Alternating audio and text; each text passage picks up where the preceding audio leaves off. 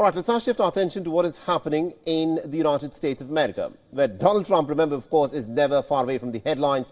He's been in the headlines for a range of different reasons, some good and some that reflect fairly poorly on the United States' president-elect. And here's the lowdown.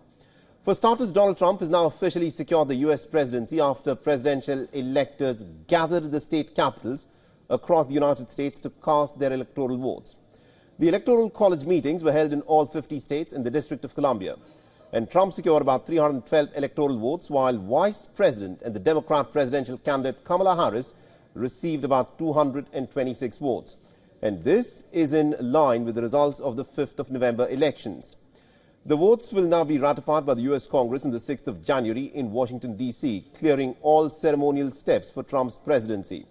In other news, Trump is also suing pollster Selzer, the Des Moines Register newspaper, and also its parent company Gannett over a pre-election survey, accusing it of consumer fraud. Now, the suit filed on Monday in Iowa revolves around a poll that was conducted by Selzer that showed Trump trailing his Democrat rival Kamala Harris by 3 points in the state. However, in the 5th of November election, Trump in fact went on to win the state by nearly about 13 points. Now, in his lawsuit, Trump has accused Selzer and co-defendants of brazen election interference and has sought unspecified damages under Iowa's unfair practices law.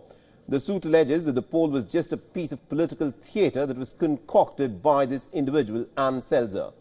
While Selzer is yet to issue a statement, a spokesperson has said that the Des Moines Register, Marie Anton, has said that the lawsuit was without any merit.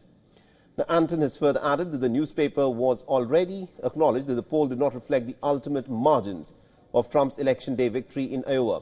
She noted that they had previously released the weighted and unweighted data behind the poll, amongst other information, and that Selzer had published a technical explanation. Now, this lawsuit comes just days after ABC News had settled claims by Trump of defamation, in which the outlet had agreed to pay about $15 million to a future presidential museum and foundation, and also an additional $1 million for Trump's legal fee. Meanwhile, Donald Trump has faced a setback in the court. The Republican leader lost a bid to overturn his criminal conviction in the hush money case. The defense had filed a plea to overturn the conviction based on the partial presidential immunity that was granted to Trump.